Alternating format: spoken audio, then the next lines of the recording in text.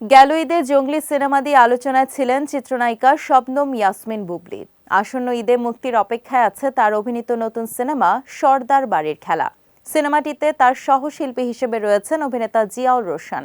আর এরই মধ্যে জানা গেল বুবলীর আরও একটি সিনেমার খবর। নতুন সিনেমাটি পরিচালনা করছেন পরিচালক রাশেদা আক্তার লাজুক। নির্মাতা জানান, প্রাথমিকভাবে ছবিটির নাম রাখা হয়েছে শাপলা শালুক, তবে ভবিষ্যতে চলচ্চিত্রটির নাম বদলে যেতে পারে। শাপলা শালুক নামের নতুন এই সিনেমাটিতে বুবলীর বিপরীতে অভিনয় করছেন জনপ্রিয় অভিনেতা আব্দুন নূর সজল। জানা গেছে, শেরপুরের নালিতাবাড়ির ভারতীয় সীমান্তবর্তী এলাকার বিভিন্ন লোকেশনে ২১ মে থেকে সিনেমাটির শুটিং শুরু হয়েছে। ছবিটির শুটিং প্রসঙ্গে সম্প্রতি দেশের একটি সংবাদ মাধ্যমকে বুবলী জানান, এই লোকেশনে আগে কখনো শুটিং করেননি তিনি। নায়িকা বলেন, ওয়ালটন আবারও মিলিনিয়ার অফারে ওয়ালটন ফ্রিজ কিনে আপনিও হয়ে যেতে পারেন মিলিয়নিয়ার। দারুণ লোকেশন, খুবই নিরিবিলি পরিবেশ। সিনেমা প্রেমীদের এই লোকেশন চোখে আরাম দেবে।